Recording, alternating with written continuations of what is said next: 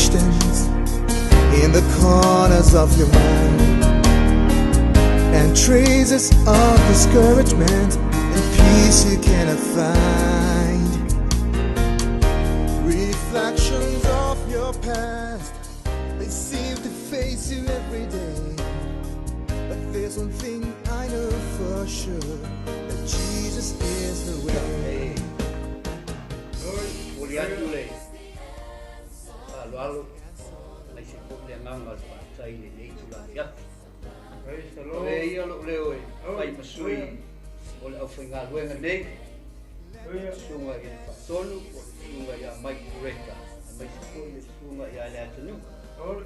E mātou te whawhero i atua I le nei tūla le fiafi. Mātou te taritonu ma mautinoa o tau whai tutusa I tātou le lofo le tua. Whawhero I atua I le paia o Samoa o le whai o na mau mai. Po o mata mai fo I le nei pol kalame le nei fiafi. Aleluia. O le tātou pol kalame masani o le ia whaia lo finangalo. Amen. Ia e whakaro whatu fōi I le au whainga luenga tofi le tua. E lo mai mo mai, me whanangolongo mai, I le tātou wala leo, po le ala ata fōi o Global Kingdom. I le pol kalame le fiafi nei mātou te whape atu. Mātou te whiatala noa I le FAALAUTELEINA o le MALO le nei o le tua. Amen. Whawhelo I atu fōi I tamam tina mātua o lo whaia pēle whaibo tāpua ingai mauta malawa. Malo le unsai, malo le whatoto. Malo fōi a te o tau le nofu talo. Ia ua fōi le au whainga luenga e maise whanau a onga. Ai maise I totonu o tātou ainga. Ia Samoa, o pa ia umo o tofi, o le amatu leto yo, iai awa. O le alama sa mātou upu, sa mātou whamtalanga. Ia, o te tonu ne. Se tala o whaile malape o tātou matanga. Ia o le nei a fiafi. Ia, malo atu le o whainga luenga. Ia, te manatu le fōi ko malo lo mai ngā luenga ma whaiwalo filimo le aso. Ia, a tonu o lo e mata mai mo mai pol kalame. Ia, o le tātou pol kalame whai whatasi. Nei tonu o nao o iei lau tuispa ia. Tātou whai mea whatasi e nei fiafi. Ia, e ala atu lo I le sunga ia le atinu. Ia amata mai a tātou se talo. Ia ona amata I leo tātou pokalame ma le awa ma whalualo. Tātou te talo. Io waile tua o mātou te mā. Tai te mā. Ai mātou te lei whai au se mea. Pē mātou te tau tala ho I se upuro mātou atua na lei se mā. E mua lava ona mātou whafo I atua o le tau langa o le roto whaftai I lago fio. Amen. Ona ua mau mali atu le malamalama ma le au lo mātou atua. Ua mātou sāwalia nei le pouliuli ma le pongisā o le nei afiafi ma le nei pōro mātou atua. Ona mātou whaafatai atu ai lea I lau afio. Ona o lau tausinga o lau puipuinga ma lau leonga I lo mātou ola. Ua mawhai ai, ona mātou aulia mai le nei tū la afiafi. Ta mā ia vi ia oe, ma wha manuina o lau a fio I le nei lawa I ia wale. E lea I lawa se mea o ia I mātou te watu lea I lau a fio. Ua nā o le leo lea na e tu I totonu o mātou nguturo mātou atua. Mātou te alanga atua I le vi inga ma le tau langa o le roto whaatai I lau a fio ta mā I le nei a fiapi. Ao iai le ola ma le manawa I o mātou ponga isu, ma o mātou nguturo mātou atua. Mātou te alanga atu lava le vi inga ma le tau langa whaatai I lau fio le nei fiapi. Ao iai le ola ia te mātou. Awa e le toe vivi ia e le tunga mau ma le oki I lau fio. O le aso nei lava, o le taimi nei lava, ao iai le manawa ola iai mātou. Mātou te vivi atu ai, ma whaafetai atu I lau fio le nei fiapi. Ina ua iu fe au mga luenga lo mātou atua. Mātou sāwalia le pouliuli o le nei fiafi ma le nei pō lo mātou atua. Ona mātou alanga ina lea o le vi inga o lau fio le nei fiafi. Wai se whaiso na loto pe ana whai mātou te rea unia mai e nei e fiafi. Ai ona lo alofa tu noa ua mafua ai. Lea tua whaatai. Pāua leo le upu e ma whai ona mātou whai ai le fiafi nei. Ua nā o le taulanga o le loto o le whaatai I lau fio. O le a mātou sauni mau au auna. Mātou te whasoa lau upu lo mātou atua nei e fiafi. Ta mā oi mātou o tangata. Mātou te leilo se mea mātou te vai fo. O le ala lea ua mua ai o na mātou talo wala au I lau fio. A fio maia. Oe lea fiafi nei anganga pa ia. A fio maia oe e te whetalai lea fiafi nei e mori o. Lau sa wani malau upu lea fiafi nei. I ai o finangalo maloto o maota fo I malawa maso te mea. O whapena o na maua mai ai I le whaasoaina o lau upu le fiafi lo mātou atua.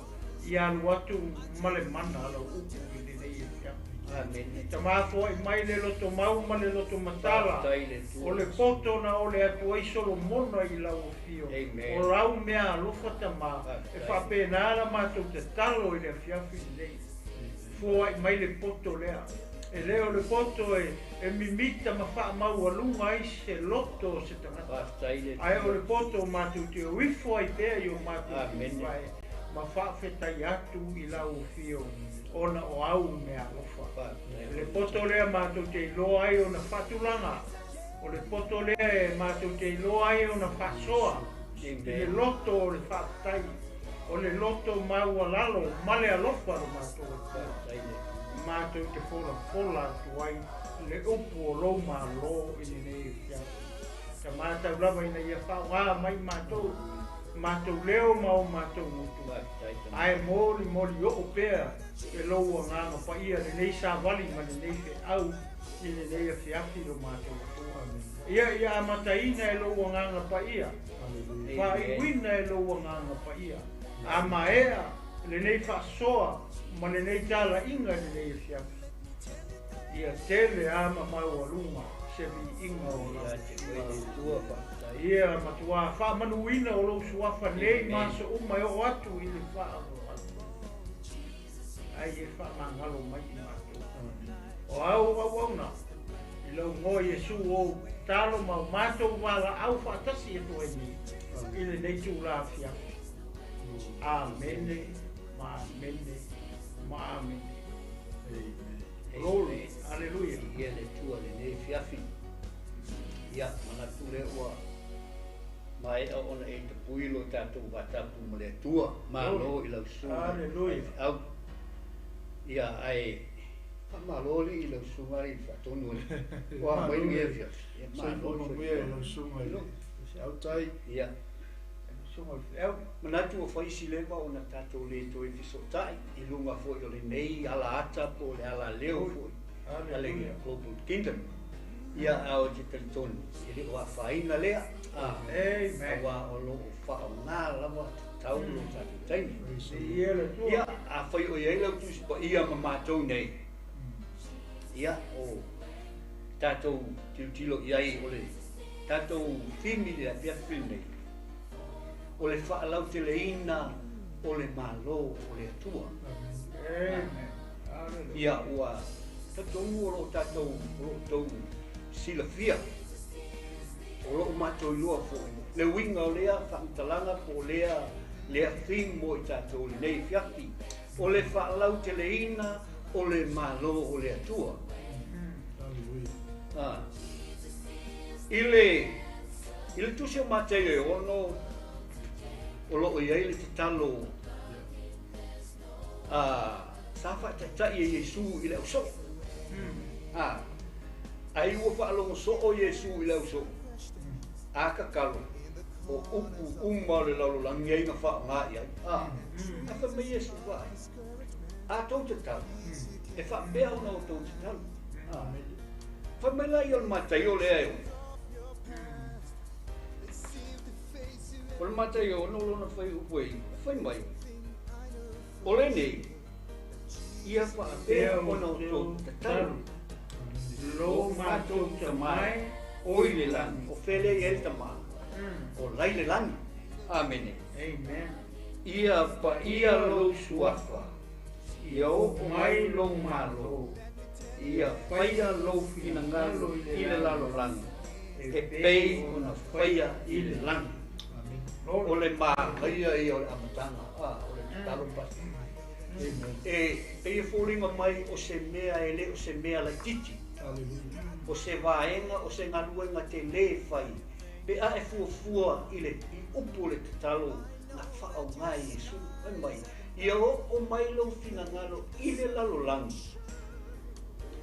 E pei o na whaia i le langi. O le fesili, e whaafewhea o na tātou whaia lea ngā ruenga. E whaapewhea o na tātou whaalauteleinga le malo lea. Amen. E o le fesili mo o tātou, e mua o tātou o le malo lea. Awa a tātou te lei whaia ngā ruenga lea, e te tau o na tātou malamalama, o le ale malo lea. A o wai e o le malo lea. Amen. O ngā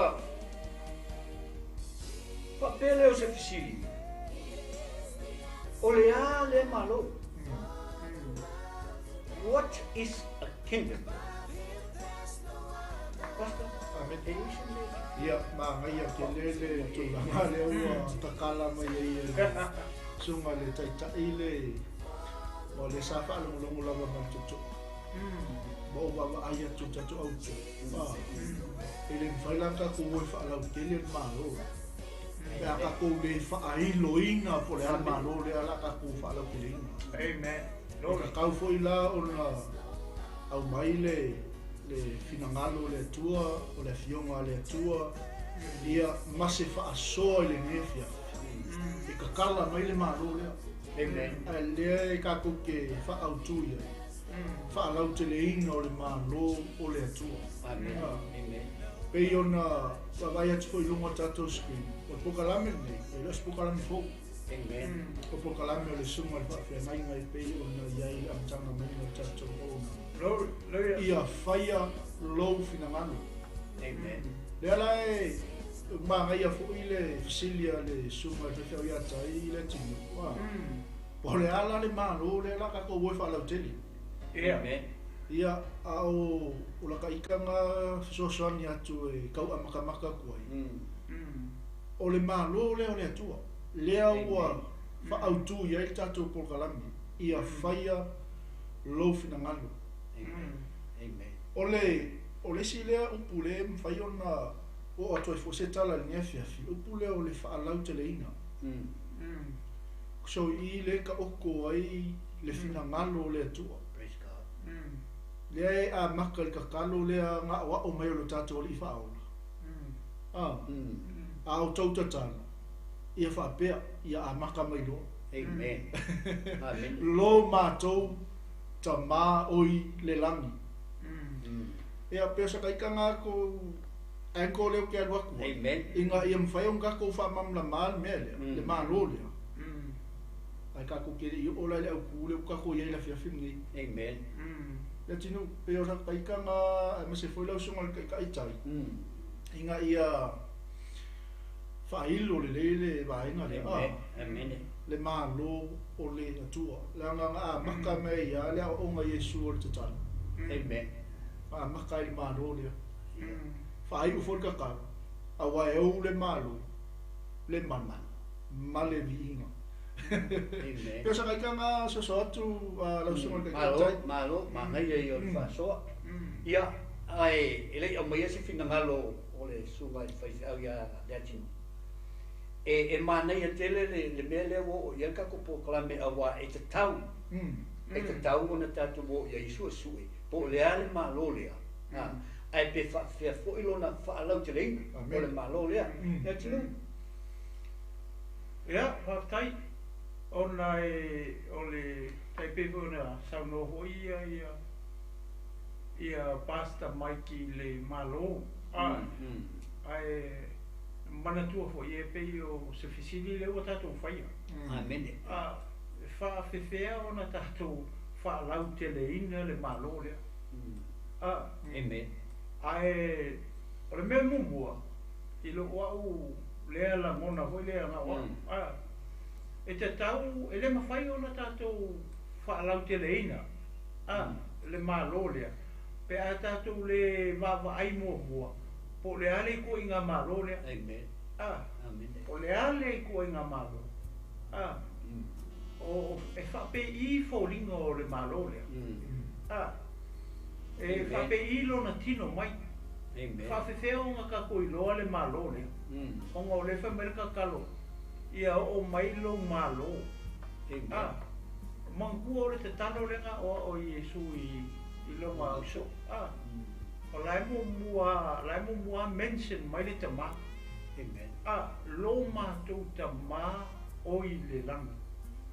Ia pa ia o lo suafa. Ia o mai o lo malo. O le e ke le la siri. Amen. E ka kaua ka ko malo o I ka ko malama. Pe whape I fōringa o malo lea. Amen. Amen. Pe whape I fōringa o malo lea o le tama. Po le malo le atua. Po le malo whele iei, le langi. Amen. Ia o mai le malo lea. Amen. Ia ke lea mau siri mga paka ko wawa iei. Po lea fo ila le kaiminga o mai le malo lea. Amen. Po ua o mai le malo lea. Amen. Pe lea. Ia tatou malama lele ia pe whape I lan malo lea. Amen. Pe o se mystery. Kasi lea mea leo o whete na I e fo ia te tonunga le au ke usianga o le malo ale. Ia ai o te taritonu au ia, o lei kokong uma o le whiongo pa ia le atua o ngol malo lea. Ese mo ia o ngā au ngā le atua ia matari tonunga o tangata I le malo lea. Ia I le kaiminge ua kako iai.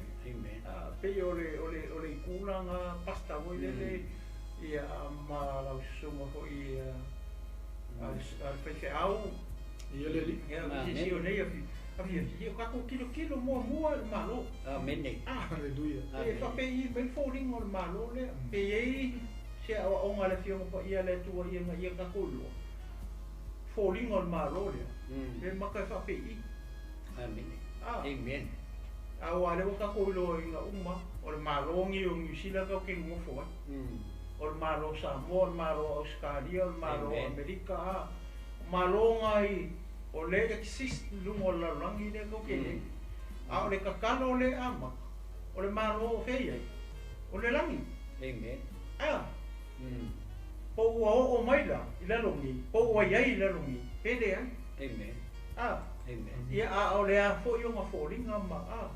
E o le vaianga lea pastas foi lele o I awi e kaun kako o kilikilo. O le a le pape I fōringa o malo le. Amen. Inga ia kako malama iei. O ngā mawhai lola I o kako o e whaalau Amen. Kako o lola I e wai te whawhera whaalau kele le malo le. Pe a whaila e leo e larongi. Ia pero vinga leo koe paso atu e Malo. lea paso. Malo. Mama ia ole. So songi mai lea ngangole tua ia Amen. kako ia. Amen. Pai loa mai ia vaenga le ke o tatou a mata tu wai mai ngā pa. Amen. Amen. Ia le Malo. tua. Mama ia ke le ka poklame. Loi, aleluia. Ole le kio fo ia to ia ino fa mai a tele ia Yesu. E mo ala ka fingota. Ia le tua. Ile le la o malama tatou poklame. E manino la vai le fai on tatou FAALAUTELE se mea pe tatou le malama se mea. O le ala tatou fia tala no le malo le po le ale malo. O le tatalo le li fai mai lo matou ta ma fe me e lo tatou ta ma.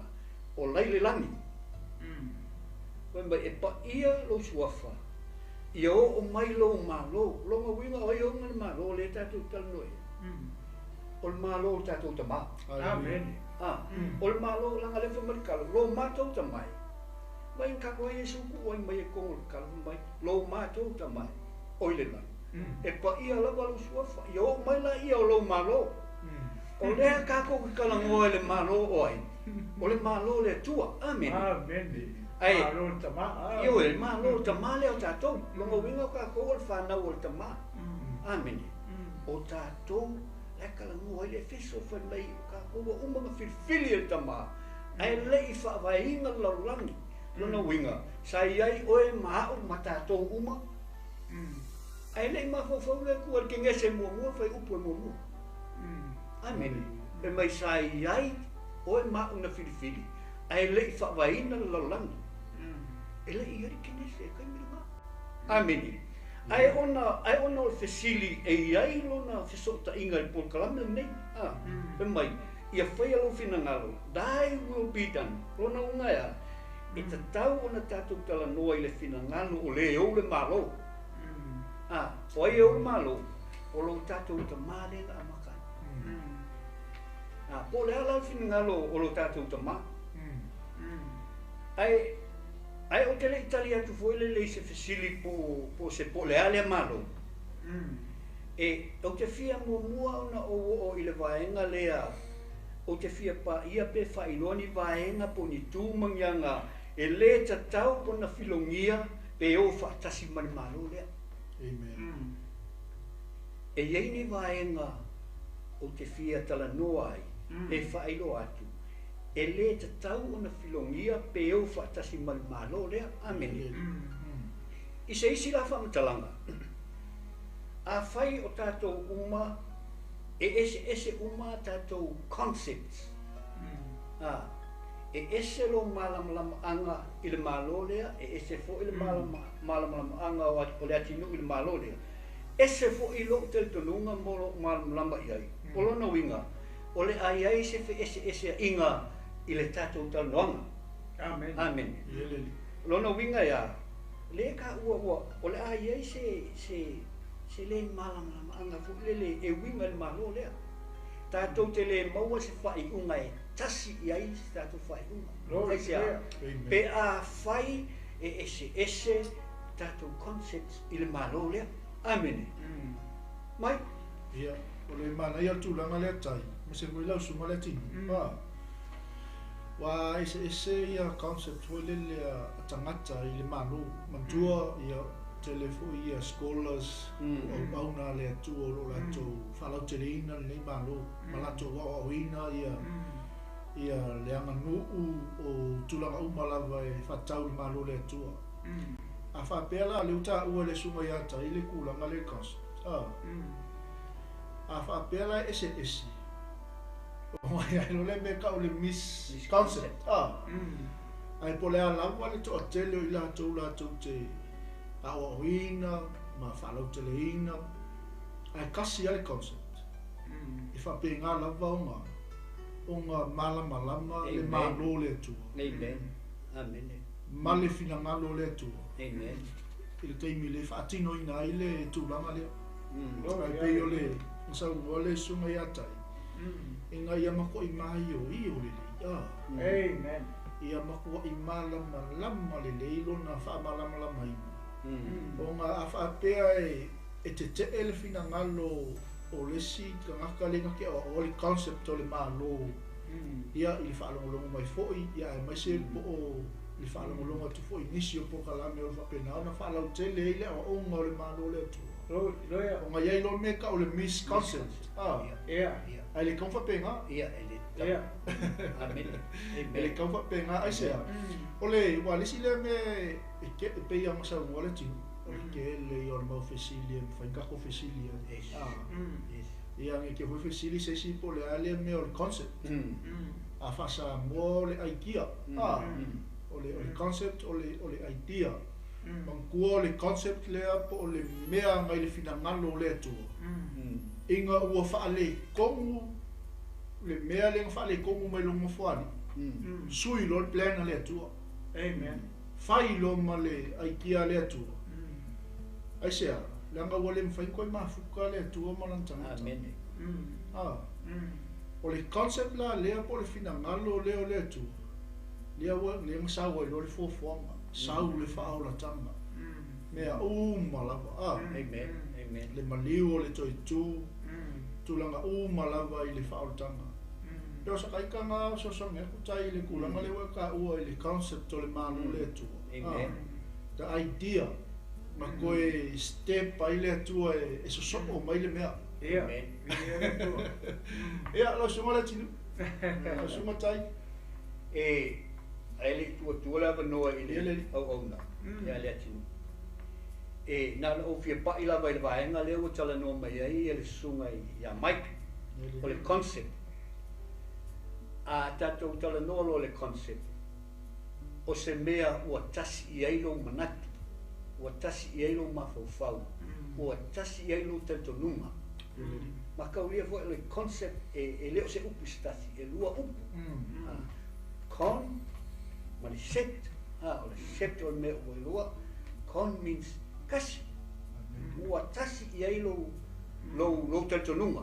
A faila ese uma mea matou te talitonu ia i pei o le matou FAALAUTELEINA.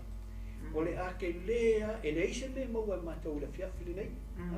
Ai se a. Ai, o leo ua tasi lava le matou concept. I le mata upu leo le FAALAUTELEINA o le malo leo le. O le a fu le malo lea le atinu. Ia, ia le tō. Tau no pēla lo sunga, pasta. Amen. O le memo mua la o te fia langa le ka kalangua i le. Po le an malo lea. O le memo mua. O le malo le atua. E le o se lotu. It's not a religion. Ai se a. O le kele i o loku e wea. E ese uma a lato whaawingaina o conceptia. Amen. Ai mana tua o lai whaatatari lea fia moi Yesu se kasi se loku. Se kasi le kalesia. E whaafewhela o na fia mai Yesu pe a whai e le mawhai o na tasi le kalesia. E tasi lava le man mea lai mga o Yesu so patu le kalesia. Ai pasta o te tautala maleapa.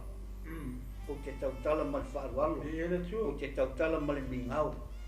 Ai o le upu ma le finangalo le atua. E le mawhai o na natia. E le mawhai o na natia. O la wakula le kusira. Tātou te whaasoa ia whiawhine ia wakule o le. Ia noa tinu. Ile Isaia iwa o lona whai upu e ono. Whai mai le whai tauina. Awa ua whanau mai mō i tātou le tama. O le whaitawina lea o le vahenga mōmua. O leo ua tala noa lea. Leo ua tala noa i le tangata. Le atalii o le kamuta. Whai mai tuspa ia. Awa ua whanau mai mō i tātou le tama. Ai whai mai le vahenga lona rua. Ua fō ina mai mō i tātou le atalii. Lea lai whai mai, ele whanau lea te li, ai nga fōai. Pei leta le noa li tino tangata o le tua. Amen. O leta le noa li tino tangata o le tua. E lei whanau la lea te li whai mai na fōai mai. O lea te li lea leta le noa i pe teru. I le tusi o Mataio. I le Mataio sifuma le ono, whai upo sifuma le ono, o loo iai, le fesile Yesu na whai ia i le auso. Whai mai ia Yesu. Ai o le asa o tautala. O aia. Amen. Mataio suma le ono, whai upo suma le ono. Ua uma na fesile Yesu i le auso. O le asa ka lalvaenga na ia. Ai whai mai la uri. Whai mai o e o Elia. O e yong el pakiso. O e o profeta. E le itali e Yesu. Anga koe fesile Yesu. Ai o le asa o tautala. Amen. Lea la uka lungo pe te alu lea tali lea. Pai mai, o oe o le keriso, o le alo o le atua soifua.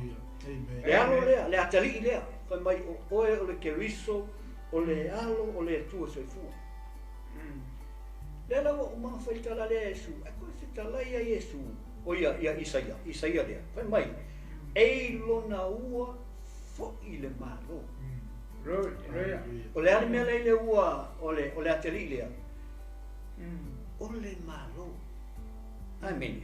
Hallelujah. O lea lo talanoa Isaia fu le o kalangoa Isaia i le taimi na pongisa ai le lalangi. Pongisa whaleanganga. Amen. Pongisa lea ua le to i lalo tātou i le pule anga a le malo lea le tātou talanoa ai. Ua le o to i ai tātou i lalo le pule anga le aisea ua fia tuto tasi tātou. O ila lea nga whai e le prophesying lea Isaia. Ai whai mai o ila nga promise ai le tua na te au mai le malamalama. O mai le tua, o te au mai le malamalama ia o tou o lo nofo ia tata le oti. Ka kou uma. Tātou ia o lo nofo ia tata le oti. Ai sea, langa ua le to i lalo tātou o le malo lea. Ua pongi sa tātou. Amen. Hallelujah. O le mea lea le tala noa Isaia, whai mai, o le malo, e whiu mai ma lea tali i lea i lona ua. O le malo la le tātou tala noa iai, o le malo o le atua. Langa, walang whai le silia. Aua fwoi, na le iloa le malo, ai le iloa se lotu. Amen. O le ane nga le iloa tangata, o le malo, e le iloa se lotu.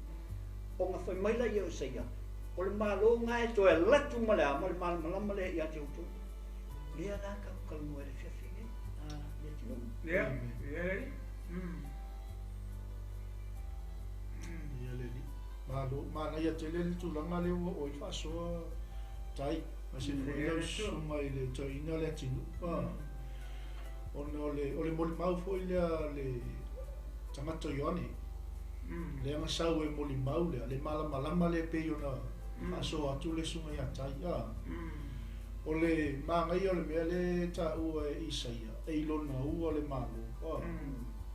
O kasi fwoi nga whesili, ai se au ki e mai ai le ua o le ata liki na fua ina.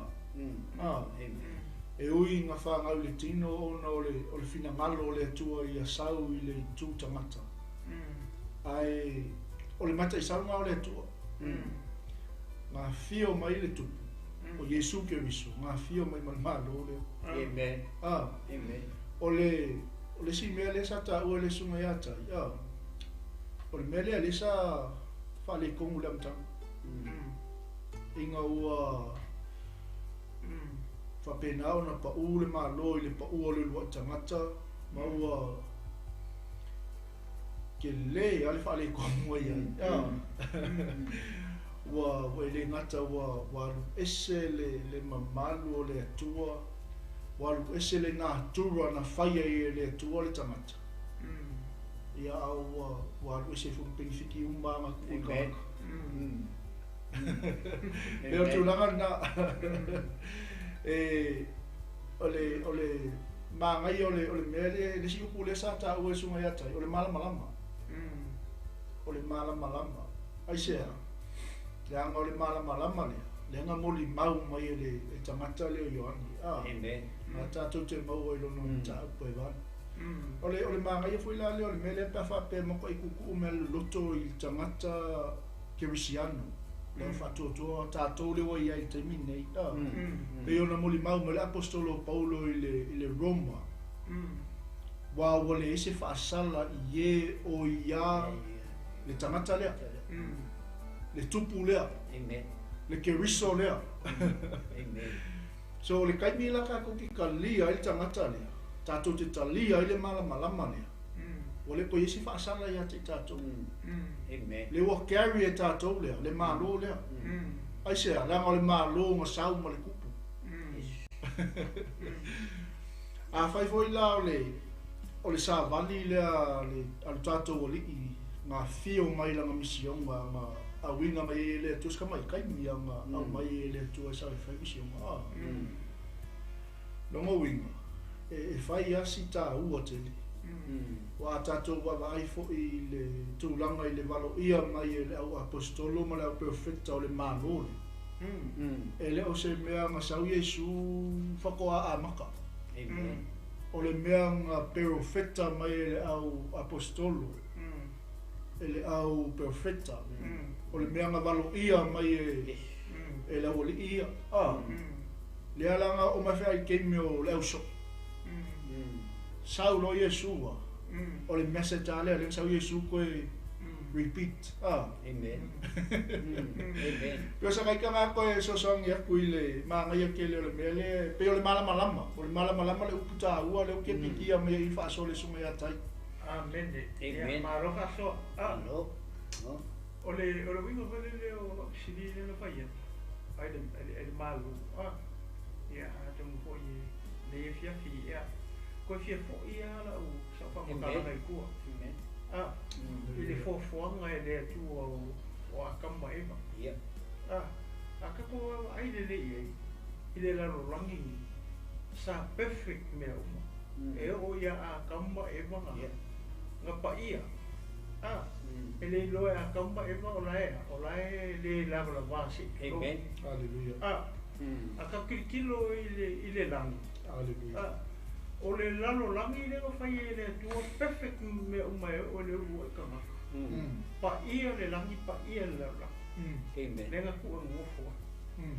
Pat o le kaimi nga sala ia nga kamu ma eva. O le ante nga o ia kamu ma eva. Nga koe pa ia. No.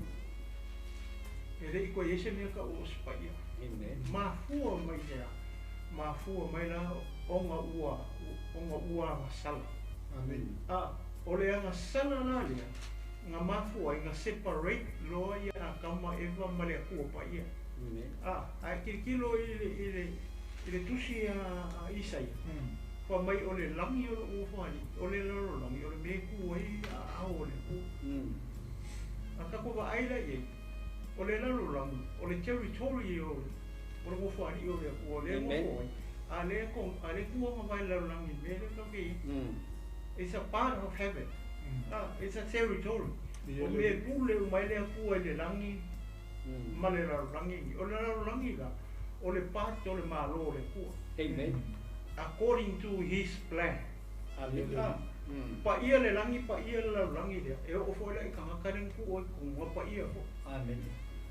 Pat o le kaimi nga salai a kama eva. A fio, a kirikilo ile o lango a kama eva. E wha mea renga ia la ua e pedi, mua o le pa ia. Lua o le authority. Hallelujah. O le isi vaenga o le environment. Mea ia lenga ku e le kua ia a kama eva ia. E va ai e le territory. Amen. Ku ia le pule. E pule ai mea uma. Sa ia le mea hole le e ka o le free will. A le sa o pa ia. Sa whioa ia se kulogu nge ia fiafi. E le ilo e a kamu o la ele la ua ma ema. Pate o le kaimi ia nga pa u ele nga sala i. O le nga sala la, nga separate te loa ia. Ia le kua ma a kamu ma ema. Hallelujah. O le mea le wakupu. A fio e se lo le kua. Nga ua umanga whaia nga whona i le ngaka. O a kamu ma ema. Amen. Nga i whona le kua renga whaia. O oe ke lua whei kanga i marifinge lea. O e finge lea e wa ia kula uloko i lau kangi. E ke wha ngau fwoi kama mariki ngā. O oe e ke ai male afu au mea ai. O lea mea renga kupu i. Ua nga sala. O lea nga sala la. O le ngasala nga la inga mafu nga separate. Ia le akua pa ia wa o le ko ise mafu kanga ma akam. Ai se ala nga wa ngasala. O le ngasala la nga separate ta ia le akua pa ia. Ma akam le wa ngasala akam. Aka kirikilo la ia mea ia. O mea uma o mea le akua. E le loa nga koe anu wa le akua ma nga mea. Koe anu malu. Nga koe anu male pule, nga koe anu male environment. Nga alu uma, whamengis ka nga whawe sakang, le hai. Neri whawe sakang geringi mea sakang. O kau kala lea whio pa ia le tua se kai mingkoe a mai e sakang iri pule lea. Le hai. Pau warka nga ka le nga sau mare pule lea. ma le malo le o Iesu. Nga sau e koe restore mai me ne i o le malo le ngā luese malonga ma le akua pa ia. O i ka kei loi, wai le alofa o le akua. Le anga fola e le akua i ore kene se kolu, o i upo se fulu ma le lima. E whāngau me le whawhingi e lele kama, ngā ke kui mo momolo uru. O kau maua mai, o le wanga sala. O le fia o mai o Iesu, le mamalo ia e perfeka. O ele perfeka leo Isaia. Le lau ma mai e Isaia le kama. Ele whapea, o le whasa mo mai ko inga wha mai Isaia le ua. Ai whai kau whapea ka ngi wha mai shoulders. Wai mai sai onga kau au le mako. O le ana maa lo lea. Le ana maa. Lo lea mga e koe restore me le maa lo lea nga leiloa. Nga leiloa ko kongo le maa whau o a kama e ma. O le maa lo whalea nganga. A e mauana le maa lo whalea nganga lea. Ia o nga e whakarikani loa lea. Se i koe a fio mai le kupu. Aisea, langa sau le kupu sau koe restore ma mai mea ia. Nga sau ia fo e kule pule ia ko soli e ngaka makawa. Aka rawa. Koe a mai le mamalu, koe a mai le pa ia. Ia pa ia o ko waranga wa o le akua e pa ia. Pa fia kako. Me le kake maha mia. Koe restore ma mai mea ia kako. Ka ngaka ngasala. Lau kako ngasala. Wahau po mua le kara inga Iesu malonga kasele o i angel baptiso. Nga ke maua le Mataio e kolu fua i upu e lua. Sara mo. Ua o mai le malo. Sau Iesu maka upu e whafo i pesulfi sara mo. Ua o mai le malo. Ua e lai. O le kako me fai. Kako sara mo. Ma kako kalia le malo. Kako kalia lea. Kako kalia le kupu. Lea o le kupu leo le malo. Lea nga sau mai le malo. O le malo la lea nga sau mai Iesu. O le malo whale nganga. E le ilo e maka ia. A le wha mai ia le. E le Mataio e suru lua fo i pue lufu luan. A whai o le nganga o le kua o kulia i whafoke mongia. Nga wai au ko malo. O le ala le malo le. O le malo wha lea nganga. A le malo lea ko ke whakali e. Le malo la lea e. Vai a kua fio ma malu mai le kua. Ma le au angelu, ma le au pa ia uma.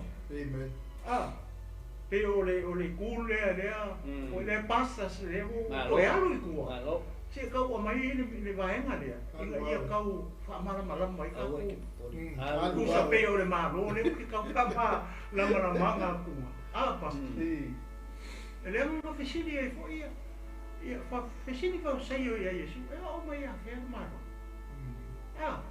Ai o mai i so o Iesu whesiri aku o ngei ea e ke koe fuaka ia e malo i Sarae. Ua e malo le whesiri e. O le whesiri malo i Sarae, lua e whesiri malo le kua. Pe o whesiri e wharasai. Le winga la o la u whamataranga koe lele. Le u koe anu kua si kau o mai le mele si kau whamalama mai pe o le winga o la whesiri. Inga ia kako malama mua la le malo le. Ia le li. O le malo lea. Le kako whio ai makako. Ai sea, langa leo kako karia ku la fonga mpolo a inga. Ale kupu. Leo e kukongo kako. Ku la fonga inga sa mamo. Se nga mai papa mama. Kau kere lopo femo ie. Leo a whio mai Iesu. Anga ku la fonga. E whale hanga ku la fonga Iesu. Whenme leo i kula whongo ia, leo i kongo kako. O whenhana me ke alu ia, au ke ngaoi. Au ke mulua. Vai lau mu, mai mo riri, lau mu. Whamangaku mai e ai. Whamangaku mai lai anga ngapai. Le whamai Iesu i le Mataio le sulua foi u e rufu ruan. O le manga o le ava le sta. Io, e mea ia pese o le pese so tu mene. Ia, ia ko fa mana malama mai malo. Le malo fa le hanga. Amen. O le malo fa le kingo le ka fa karikari e fio mari ku fa ku i la longi. Ia esa. Ia la ka ku o pa ia. La ngai le u se sin malo. Se ka muri rua, mas ka mio leanga, mas ka ifu kupua. Hallelujah. So so ifua la rangi mako ora foi pastas. Ole ma ke ora kongol malo. Ole ma ke whakakaringa o kau mai malo. Ulu aku makamol malo ko. Ele ai ama se koi pesquiri. Fa pe a me pe ka ke ulu pele ai. Fa fe Ai o fua o ia. Io. Eat free, sleep free, no panga. Fa fe no ko lor malo le. Le malo le nga sa uni ni ko temo fa ye. Amen. Pesidi ai su ngai ku se yang. Aba ko ye su ale ko fa nga oi. E lua upu e ke le vai ile malo le ku. Ale ko fa nga oi. E ke le sao le malo le tu. Ifea. Ila no ngai. La no ngai. E ke vai il malo le. Ia mai sao il malo le. Ia mai fa kali se a fio mar kupu. Amen. Amen. Na fio mai a fio mai fa kulo malo fa le kingo le la lungi. Ya le o mau nga ko malo. Ka ke feo ai ala la lungi. A le o ka ko lo. O ka ko malo nga le a fio mai Yesu fa ku. Ile la lungi ngi. Ya pe a kuso mo long finga. Ya pe se ule ko e so aku ka pasa. Alo. Ile ka ko maka upu ngi ya. Pe e falling mai le o tato mal malama ile tupu lea. Lea o sau male malo lea. Amen. Amen. Le o tato mal.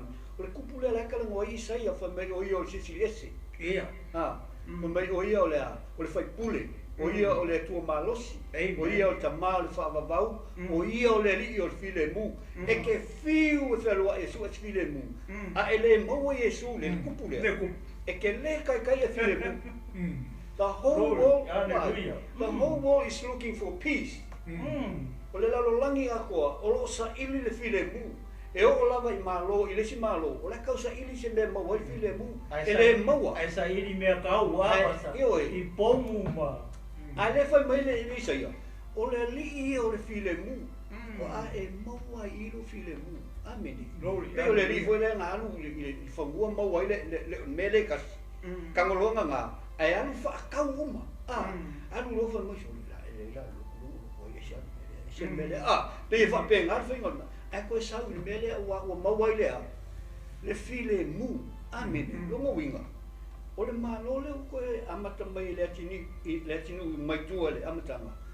O le malo le vaia. Le ua tātou tala noa. Le ua la ka konga ngal malo le. O le malo le famile tu malo fa le nganga. E le vaia. E moi le vaia. Ai o me mumi al malo nga. That's the true kingdom. E le vaia. Amen. E mana ola le tua.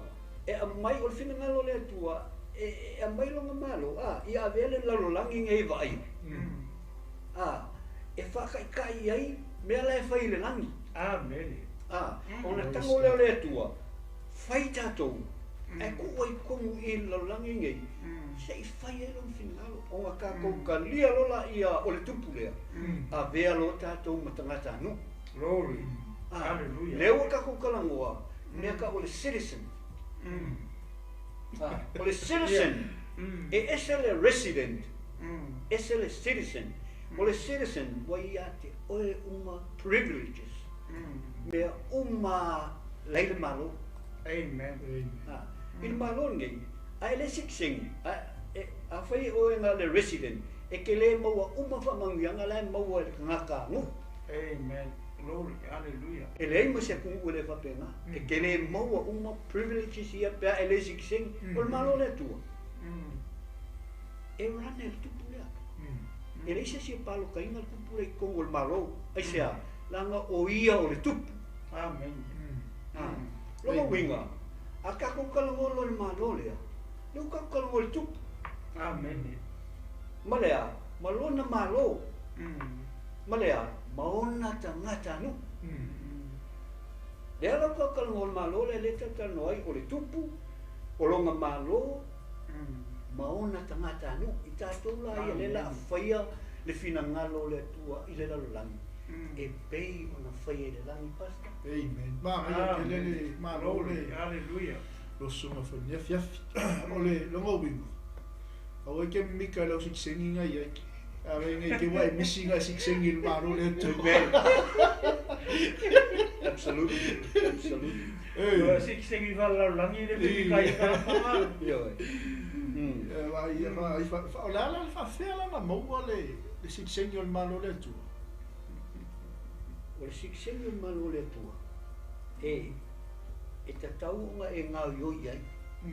E ka kau o nga fai e la ngā luenga. O lea kaku ka ngō le tupu lea. O le tupu lea. O le tupu lea ke mau e le siksengi lea.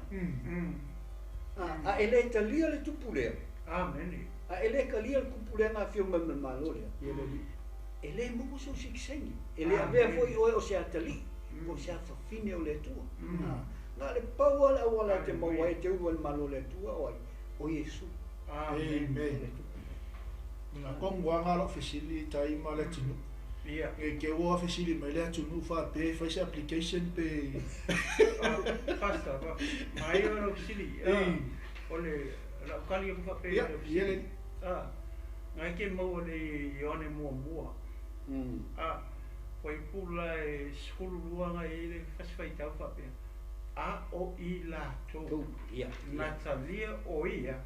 Ma wha atua I lona suafa. Na ia avatu I ai o lea manuia. E ta ua ai I la tō. O whangau le ku. Lea ka kalua le kupu. O ka kusi, o le sikisangi e mau o ea. E mai ai. E mani kupu. Wala e ke ngā mau. Ale ai leo ke kau kala I o.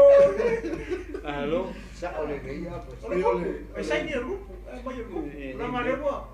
Wa kakokaria. Amen. Kakokaria. Lau ke ngā ke mai loe le mua le kua. Ai sako ku loe mkwesi. Pai kau le leia I le kalanga. Ke enga loe le mua le tua. Ai sako ku loe foi pu skulu lua. A o I la tau o e Natalia o ia mwhatu o tua I lona soafa. Na ia watu I ai o le manguia. E ka ua ai la kou oa. Whangau o tua. Amen. Oe la. Oe ngā ke mai mō mai. Pe a whai o e talia Yesu.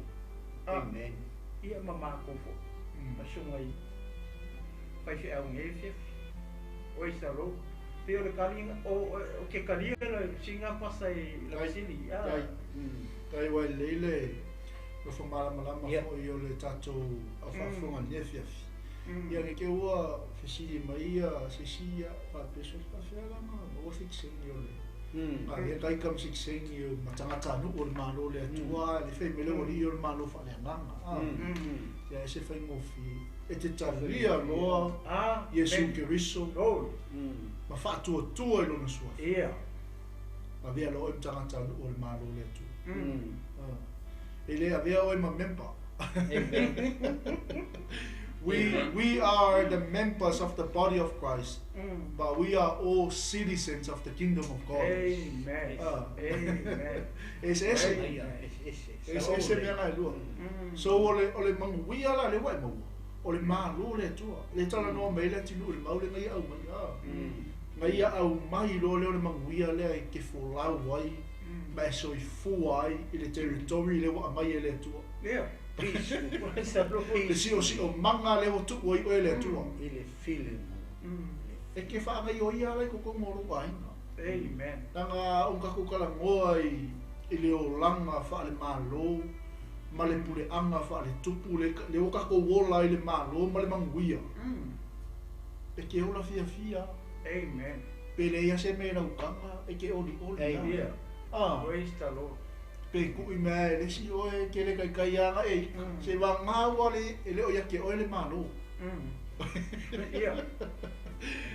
O te o le malo le ui kokongu. Le o kokongu wako, le o kako kalia. O le malo wale anga. O whea me ko ke o ye. Ko ke o maa me le malo. O kura whonga uma o le malo. Le o kokongu wako. E wha mangaku mai ai. E wha mangaku mai le anga pa ia.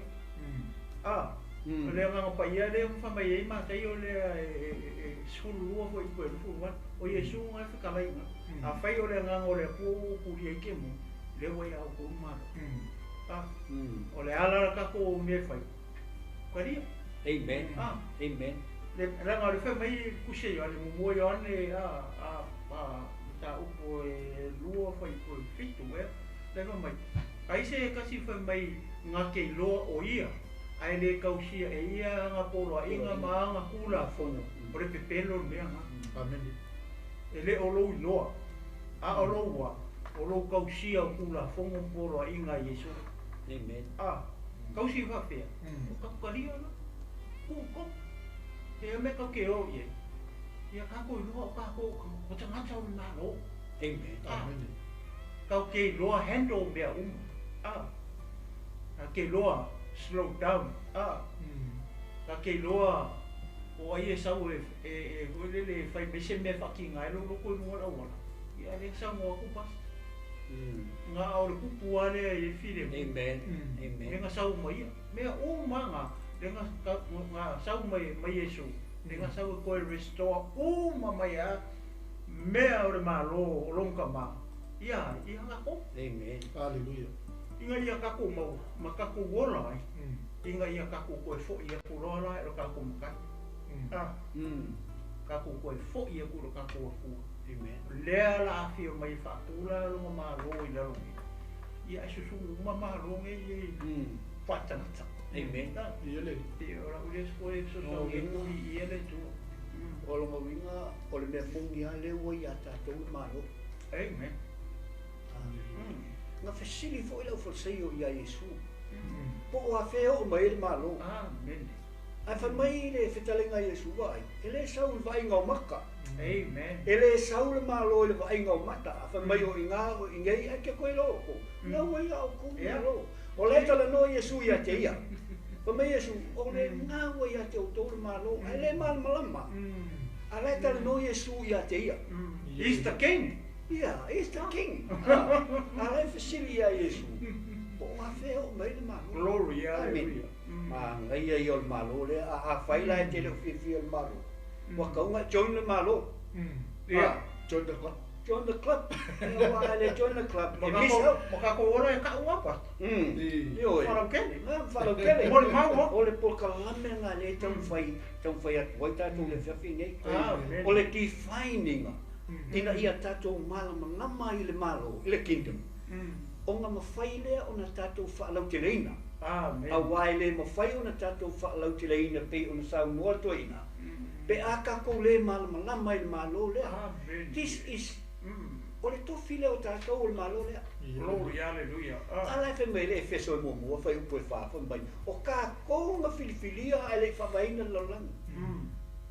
I le kengese mua whai upo e mua. Whai mai, na whai e le tua le langi ma le lalolangi i le matanga.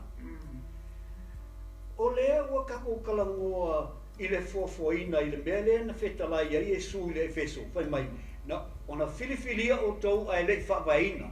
Lea lau whai e le tua le a le langi ma le lalolangi i le taimi lea. O ngā la ia. O ngā maila ia o tātou lea ma filifili e le tua. Ku oi kukongu. Ai o whale mlani. E le nufo e le tua le taimi a tātou. Ai sea, he's too holy. E ngofo ai e lona nufo ali o whea. O le langi. Wha mai le talo lo mātou ta mā oi le langi. E nufo la mai e langi. Ai ku oi ka ku i. Ai o le malo le le tau whaamtala atu. Ia ia mawhai ai o na tātou FAALAUTELEINA. Amene. glory O le hallelujah kaimile kalango ai. O le taimi na whai ai le tua. Mea ia. Amen. O le langi le tala noa. O le tala noa le vani munimo. O le lalo langi le tala noa. Le tala noa le paneta nei. Ngā ala ngā whai le kua le panlika nei. O lo mawhinga ngalo. E whaalau kele lo mamalo. Le ala kako wo iai. amen Le ala kako wo iai whaalau kele malo le tua. Amen. Amen. Ia, Mike, e se sosoni. E, le ua, te ilo le ua malama le tūranga lea. O le ua, e le koe, i e kuse tala i le vai. Amen. Le o mako i malama malo lea. Amen. Ia matua i, o atu tātou i FAALAUTELE ma, pea o ngai malama le malo. Pe le se mea laka ko o i fue, e FAALAUTELE le malo le atua. Ia pea fai e, kako pele malama Amen. malo le atua. Ai tu atu pei lau sunga tai tai, le o manino le tulanga le aka ko wa nga ilola tatou tus Amen.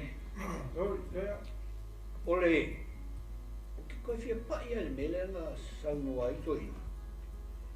Ole purpose, ole plan ale tua. Ma teoria e ese le purpose ale tua. Ole fai o lon finanga. Ese le purpose o langa plan le anga mo ina ua fa le tonu. Le kenese tonu. Ole purpose langa ole plan ale tua. Ole remission of sin. Den kalong wai toi. Ole purpose na ole plan. Ele ma fai sesi mea o nga fa mamaina le sala lea. Only the king. Den kalong wai latino. Amen. E ole malama lea, ole plan lea le tua. E ma fai ai ona fai loa ia i tatou. O le alo kailoa le ia, o le alo tapoto, o lo silafia, o lo malosi. E le ma fai e mea ia ona whaasa o loto tātou mai le mata upu lea, o lea. O lea masala. E le ai ma se mea ma fai ona whaasa o loto mai tātou le mata upu lea nga lea. Nga le upu lawa.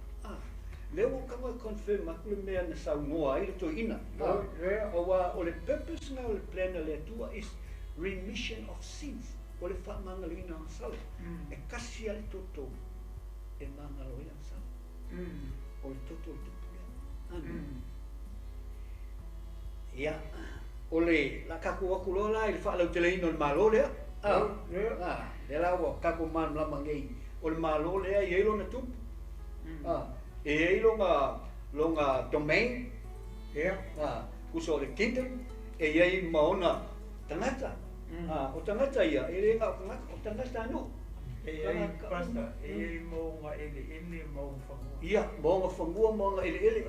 E lua upu le ku, e ku whakasi e ku whakatani. The king and the king's domain. Ia, domain. E lama ele kingdom. Ia. Kingdom. E lua o le king ma le dom. Ia. O dominion. Ia. E la ka pupu mai ko. E o ko e faso so ko me nga e sa. Ma ngai al mele le mai le sa langa o le king. King domain. Ma ko le so se kupua. So se me nga e se king e se domain. So se kupua. E ei longa domain. E o mai ele. Io me ko pena ua. Mele le ala ka ua. Because he's the king. Walai on ka ua o le kingdom. King's domain. King domain. Kusa ngala o ka ua o le king domain. Amen. Ia. Le ala ka ko o mai FAALAUTELEINA o le malo le pasta. Ia, ele tua. Amen. O ka ko foi ka ule sa tatu foi tawina. O le purpose le tua e FAALAUTELEINA na malo ele vaia. I fea, i to tonu o le malo e vaia. Amen. Ai sea. Ina ia whai ailona finangalo. I fea, i le malo e vaia, o le lalolangi lea. E pei ona whaia i le malo e le vaia, o le langi lea. Amen. E tā ua le mafuanga lea na whai ai le tua. E mpā ka ua le mafuanga Ina fai ele tua le langi, male lalo langi, ile amakanga le kalango ai. Amen. E tā ua, o le winga o le mea, o le ale winga, o lo tala noa i le taimi lea. Pai mai la i al fesili al tangata i a winga o mawhasoa. Na fai umai le tua mea ia i le taimi tasi. Ia saufu i e langa ia manu lama langa le mate kalango ai concept. Pai mai la i au ia. Nga whai e le tua mea umai e le taimi tasi. O le a. O le langi, ma le lalo langi, ma le taimi. Ia. Ma mawhasoa e ala ia. Al mangai e mawhasoa wa tangata fu e se le ata mai. Ia. O ka ua kore e au ia la concept. O lo manu lama le ia. Ina whai e le tua mea umai e le taimi tasi. Whai ele atua mea umaia i le taimi e tasi. Nga fisili pe ai sea ai. Aua fo i a whai ele atua le le langi ma le langi e le yeise taimi. O le ala kai ning fai. Kusa ma wakal ma fapenga. Fai fo ina fai e le tua le langi le nga fai e le tua le taimi ma le langi e le yeise space. O fea o le atu.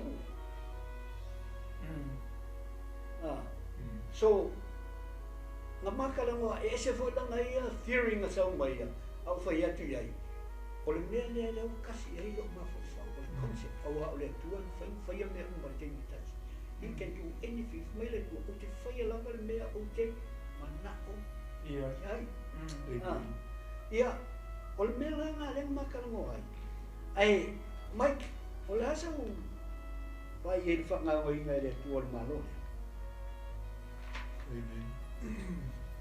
ia le ole ma ia ia le mele wa sa mai tai o I le na maka le o ma Yesu amen le amatanga o le tatalu le anga o Yesu so amen le ala ka ku ke fa solo sa o mai ai I le tato tu spoita le o le ka o ko ile nga ka wakilia ai wa le si o fea le ile ma no le o le langi o le ila lo nei o lo a pai mai pele mano le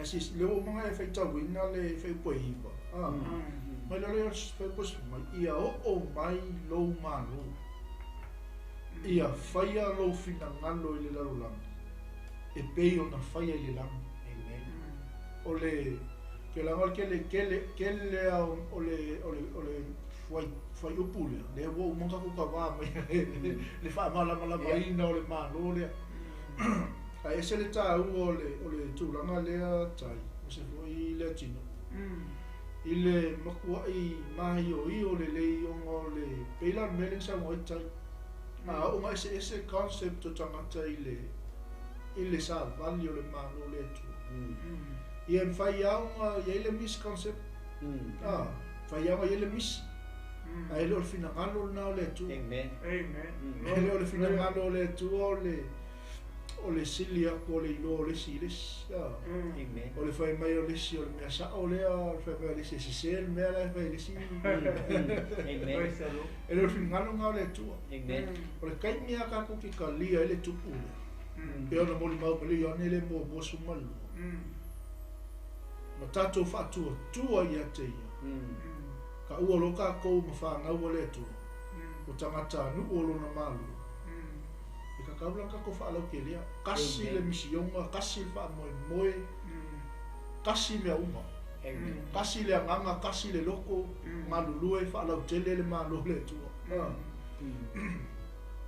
le alanga fesili so o Yesu ia Yesu ka pe wha whea se ia wa o mai la tau te tau vai le mangingo ma mua Yesu lo na tama ma lo na malo ia o mai lo malo ia fai lo fina ngalo le la e pe o ma fai ese amen malo le mai e pe o na fai le langi ia le o tato fa lo o mala vai le tala ina fo i le songa ya taia ma se fo ia songa taina ia le tinu o le fina ngalo le o le atu o le concept to lava le mai le fina ngalo le atu inga ia koe fa mau pul ma lo le amen fa fela koe mau e ka ko le pu le nga fa tupu ma ka ko mau le file mu le nga sau mai Yesu pe un perfecta me isai o le ali o file mu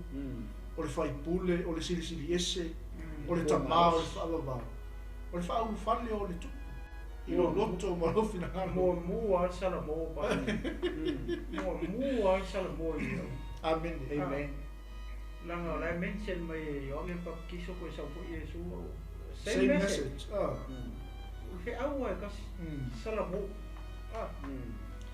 i ele li o no winga la pasta ole malo le tua pe a pela onga fitalai Yesu salabo boa o mo le malo le tua wala tala mai malo le tua o no winga o a fai tele o tato ole o tala ina le malo le Ai, whaitai au tutus po ia lea. O le message le tala i Yesu. O le malo. O le message. O no winga. E ta tau o na tutusa o mātātou messages. E kakau o na tutusa o mātātou message. E whaingo fia i o na o tangata i le malo. Awa a le tutusa tātou message. E le kai e whio mai Yesu. Langa e kasi le mea lai mga o Yesu e wako le ekalesia e kasia. Ekalesia e atoatoa. Ekalesia e lepona. E leo whakali, o lai whakali mai Yesu i a tātou. O lai whakali mai e kako ngā runga i e whai. Pe o kai kasi lea, le mana mea. Ai a whai e le o tasi le tātou message le ai tau te oi ave whafu. Kolo na winga. E whai matala ma tātou ngā runga. I ele tu moni ma whamaoni ia. Talo wai o no le ta te tala no ai malo. Ia le lau o tātou malama o Yesu wale tupu o le malo. Amen. O ala nga liu tino tangata ia le tua ala i lunga alo i Yesu Keriso. O nga ole anga sala le nga sala i ke se toru ko i posulu lima. La nga fola i le kama lea. Nga ke kui momo la le ulo le gata. O le bea nga renga fio ese ia le tua pa ia ma ave umaunga pa ia le pule ma mea uma. Ia ve sa kangila nga le ngia ma mea. A le ala ua fio mailola ia Yesu. Le tua i tino. Le ala o sa ue osi le taulanga. Mo le anga sana le? A kako wawai, o le tele i o upu e sa ua i Yesu le masau. E le kasi se mea sa Yesu. Kako wawai i upu i Yesu sa ue, sa ili mwhaola le ngarilo. O kere i sa ue ngala au mo e a mio kongu a o e anga sala inga i ala kou salamu. O le kele o sa muanga i Yesu. Ma le mea la le, ma saula e osi kaulanga le. Ma koe restore mai e ia. Ia mea i o le malo le nga le iloa, pe ngā abu. Ngā fio ese ma le atua pa ia. Ngā wanga sala la ia kauma. Le sa ngofo ai. Ia a kako kilikilo fo ia la ia Yesu. O longo winga. Anga le se Yesu. E mako i le ai aso kako wha moe moe. Amen. Amen. E mako i le ai aso kako wha moe moe. O le alo winga o le ngo Yesu. Mai kong le whio pa ia le tu. O le wha aola. O na tangata. O le winga nga o le ngo o Yesu. Ia o le malo. Ia o le malo whale angana. Amen. E le se malo whale kingo. O le kaimi e ke kari ia le kaulanga le nga maliu a Yesu. O le kaimi e kari ia. Kari al pupu. Kari al malo whale angana le. Ngofo lo le kukongo kako. Amen. Ngala nga hoi nga kuai o nga kako whaunwhale le malo le. Le anga le sa whaamama mua Yesu o kako kingo.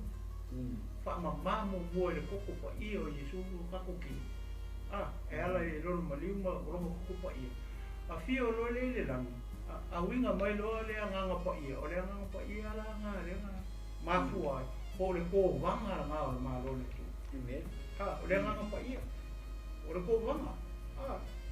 A ka kikiro whenga malo wharekanga ka. Pia whapenga. E ar ko wanga i lea malo ma lea. Ko wanga o Samoa ngi malo New Zealand whapenga. O le ko wanga nga o le malo. O le hua le laruangi kaimi. O le anga pa ia. O ia la lea le whamangaku mai ia kako ia so uma. Ia mesi a kako ngi o kako karia la ku. Ma le kaulanga lea nga maliu wai. O le malo la. Lewa kongo kako. O le malo whale ngaka. o kako soifua lama kako ola i le lalolangi ngei le kingo. Ia le ue mau kingo le leia. O le ue e ola i le malo le. Le ke whea loa ia mo whea vea. Ai whako se i ranga o sorsi anga ngangi. Se kaimi ngangi. Ia e se me pole ai. Amen. Alu fia ia. Ia peke whau fio mai ia. I Yesu le kaukala i le Mataio le fulinga. Le a fio mai iao ma le o angelu ma le o pa ia ai mai makapangaka. Hallelujah. Why not? Let's go. Amen. Kako o fia ai. Ai sea, le mo kako pangaka o le malo. Amen. So ia kako i loa la i le keimini a ko so i fua. Ia mamako wola. Ia kako i loa kako tangata o le malo. E kau fesiri nia le kai e whako kua. Ia makari kongo e fua ia o onga ia le fio pa ia netu. Ia peise o lea koe e whapopo. Amen. Malo. Kusa mele kako maka upu. Malo. Ia le i. Malo. Malo lava le. On sai mai. Malo o tuoi. Ia le i. Ia o tatu maftanga nia fiafi. Samoa awala whafuanga. I tatu pokalami. Pei fōlinga mai i le tu e se le lewanga whakali o pangakale. I le whatinoina i le tuore.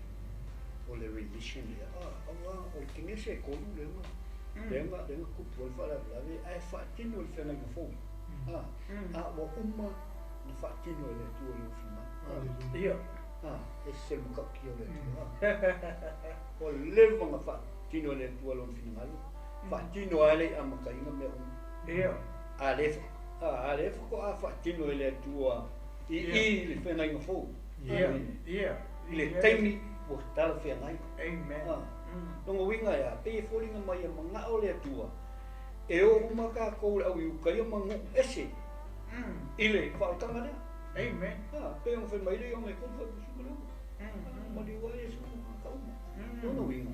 Tatou o kalame ne fiafi ia o tole natu o tatou taimi whati. Ngaina ia o ka o usika ia kaimi. Ia lea fo ia la yese manatu ia o le a whaangata i tatou o kalame. Amen. Whamalulu atu a whai fo i ua iai se upu ala vale fo i tatou o kalame ne asu. Ia le ai o lo tatou talakal noa lava i lunga le fionga le tua. Aua ne ngalo o Yesu lava i o le tupu. Ale iai Yesu longo langa. E mana o mia o e file mu. A whamaitu spa ia. O ia o le liki o le file mu. Amene. Lono winga. Tatou uma e tatau una tatou i totono o le malo lea. E tatau ona avea oe matangata nuku o le malo lea. Onga e maua lea o mea umalawa. Lae maua i le malo e le vaia. O le malo moni lea e le vaia. Praise the Lord. Awa o tatou. E whewai ngei ofungi. Ai leo tatou lea. O tatou lea i totono o le nganga. Amen. O tatou ia e le vaia. Amene. Ai o tatou whai ala whinangalo le atua. Ma tatou whatai tai i tatou i o mea ma msitseni. E whai lo atu i laulangi. O mea ia lai tutupu i malo le vai. Amene. Ia ai. Malo i lau whaafonga anga nei e whiafi Samoa. Ia ai o whainga malo longa fo e le fiafi ia. Ia i le anganga o le atua. Si o mia o tau. Tatou uma lava i le mana o le anganga o le atua. Maua se malo longa le nei le nei fiafi, lau whainga luenga le atua, lau whainga luenga tofi o loo mai mo mai ma whaafunga mai, ia o le tatou pol kalame lea, ai o le atu atu loa i lau sunga mai, ia e whamu mai a tatou se talo, ia o na tatou tau ma mai ei lea. Ia, really. Le tua whaftai tele lava tamale ni vaenga o le fiafi. Ia.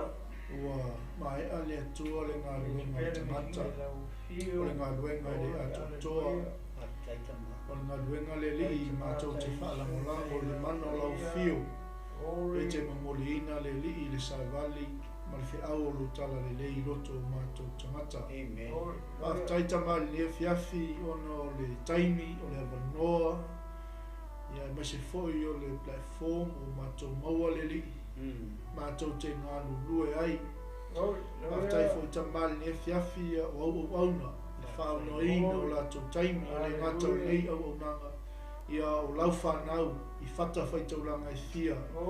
o lo ngapatia wa le FAALAUTELEINA o lo finangalo wa le FAALAUTELEINA o lo malo tamali ne fiafi o le viinga o le whaamanu ma le whanetanga mātou te whaafoi ia te oi mātou lafo i atu ia te oi le lii le nei a fiafi ma le whaiunga foi o le neiwa yaso i fuafuanga o tutoi i so o se au nanga i tonu foi o ainga o aluenga o lo whenga iai lau whanau mātou te lafo i atu ia te oi le lii lau taitainga e manuia ai a mātou fuafuanga le tua nei lava fiafi le lii o lava o whaafonga fonga mai le tua e mana o mia le tupu lea o lo malo Yesu Keriso talia i le whaatuatua ona mawhai lea ona avea o ia matangata nuu o lea malo talo tamali ne fiafi o ia mana o mia lau whaamalolonga ia au atu iai le lii se au o lo tala le lei o lo iai le mana whaamalolua o lau fio o ile tua o mawhatia i nei taimi ilungo le ea o le sami o le whungai le ele o so se whaenga le tono mota ngase ngase o tono ai o whale pui pui ta mā ia au o tuai le tua lo wanga le lei ta mā le fiafi whamangalo le au nanga whamangalo i mato uma le li se tala ma se upu o le tusa ma lo ngalo matou te talo atu le nei a fiafi le li lau whamangalonga ia ui mangalo i matou uma i le toto Yesu Keriso whakanuia i sio matou atu no pele o Samoa whakanuia i le tino Keriso mai se leli e o so o se au nanga leli e ia iai le tua louanga le lei stai mea nei po matou ta oto le li i o matou moenga ia pui pui matou le li e lo au angelu ta male ne fiafi le matou wala au ia wala atu ia Yesu lo matou li malo matou whaola. Amen. Amen. Ia, whaftai atu ne fiafi tatu ainga. Masi foi le sunga i le whaisau ia tai, sunga tuinia le tinu, ia ona o le taimi whaonoina foi. Ia wā le tautuaina o le tino Keriso. Sa mole atu no pele au ni ngale atoi, ia o le ne fiafi ia o le a whauina toa tatu Pokalami o Israelu nupa ia lo ta penaina i le sunga le misionari Alicia Filema Yava ia mesi foi inisio o uso au lo matou ngā lue whatas ia oni e msia le foi e te sila mai le tatu screen a whea si manu lua te a leisa ofu mawhanawhana ia a ngeo kokingi se i tulou ia koe seki mai le tatu Pokalami o Israelu nupa ia e mese ia o lau tapuinga tai ia ona Yesu amen ia manuia e nei a fiafi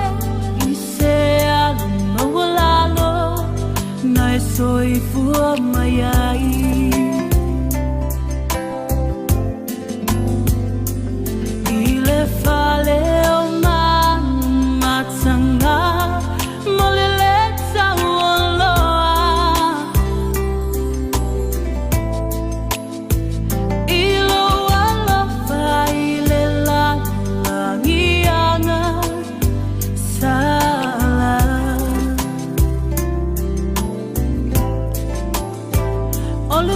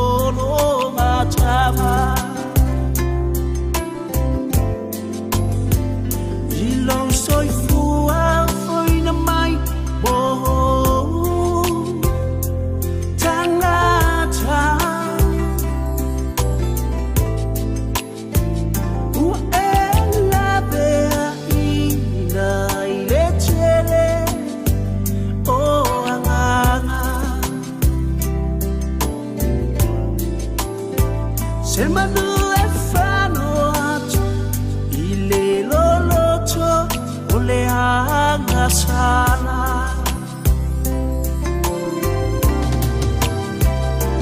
Nā te tai Yesu e I lau kulelea o tata te tele